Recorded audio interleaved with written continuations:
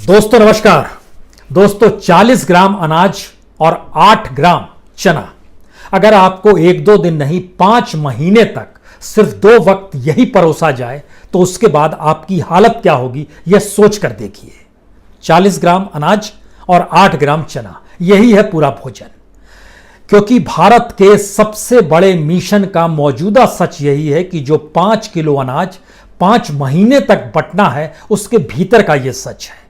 और आज इसकी परतें हम इसलिए खोलना चाहते हैं क्योंकि आप ही के सवाल थे कि इस देश के भीतर का जो पूरा ऐलान किया गया है कि 80 करोड़ लोगों को 5 किलो अनाज पर अगले 5 महीने तक जीना है, उसके भीतर का सच क्या है।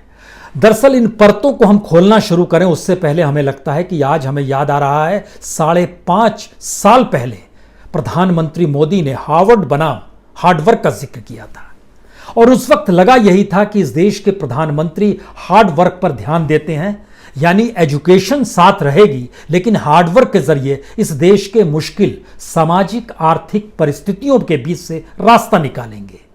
क्योंकि हार्वर्ड की कोई पढ़ाई भारत के दलित समाज, अल्पसंख्यक समुदाय, ग्रामीण जीवन, शहरी जीवन, महानगर का जीवन, विषमता, असमानता इसका पाठ नहीं पढ़ा पाएगी। तो हार्डवर्क के जरिए प्रधानमंत्री कोई रास्ता निकालेंगे और इस देश को एक लिहाज से मथेंगे। लेकिन इन सारे 5 बरस में एक एक पन्ने अगर आप खोलते चले जाएंगे तो आपको हैरत होगी कि पढ़े लिखे लोगों से ही इस सरकार को बैर है।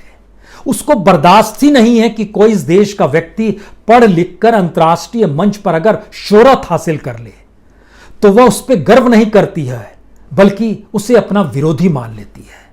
ऐसी परिस्थितियां दुनिया के किसी भी देश में किसी भी राजनीतिक सत्ता के जरिए आपको नहीं मिलेगी। भारत में भी नहीं थी, भारत में इससे पहले भी नहीं थी। हमें लगता है इन दोनों चीजों को आज मिला डालिए और जरा इस देश की परिस्थिति को समझने की कोशिश कीजिए।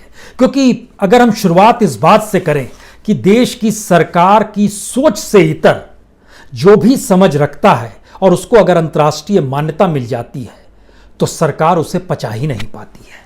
मसलन नोबेल पुरस्कार विजेता को सरकार पचा नहीं पाएगी अगर उसकी थ्योरी, उसकी फिलॉसफी सरकार के अनुकूल नहीं है। तो सरकार की समझ राजनीति साधने के लिए है, लेकिन जब भी अंतर्राष्ट्रीय मंच पर किसी को सम्मान मिलता है तो वह सोशल साइंस से जुड़ा होता है या किसी नई सोच को इजाद करने वाला होता है। उसको भी पचा पाने की स्थिति में मौजूदा राजनीतिक सत्ता नहीं है।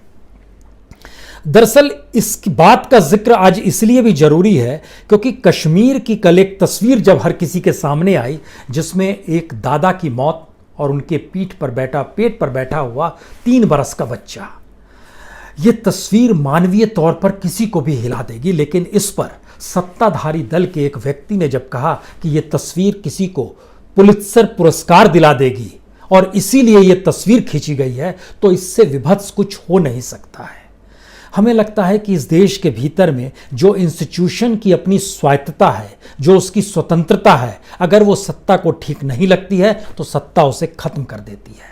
यानी सत्ता की एक अधिनायकवादी सोच, एक तानाशाही सोच या कहें एक अलोकतांत्रिक सोच जो लोकतांत्रिक नहीं है, उस सोच को लगातार आगे बढ़ाया जा रहा है। और ये किस रूप में धीरे धीरे हर उस चिंतन मनन या हर उस दुर्घटना के साथ खड़ा हो जाता है और सरकार के सामने अपने दायरे में उसकी अपनी समझ 5 किलो अनाज वाली हो जाती है। इससे ज्यादा विभत्स स्थिति कुछ हो नहीं सकती है क्योंकि सरकार ने अंतर्राष्ट्रीय मान्यता प्राप्त को अपना अगर विरोधी मान लिया है और विरोधी मानते मानते देश विरोधी करार देने की स्थिति में भी आ जाती है तो इसका मतलब यह है कि इस देश के भीतर के जो इंस्टीट्यूशंस हैं, जो संविधान द्वारा चेक एंड बैलेंस देते थे, अब वह भी खत्म हो गए हैं क्योंकि सरकार की बात अल्टीमेट मान ली जा रही है, अल्टीमेट तरीके से उसे परोसा जा रहा है, अल्टीमेट सच उसी को माना जा रहा है और उसी को इस देश के लिए विकास का पथगामी माना जा रहा है। तो आप क्या करेंगे?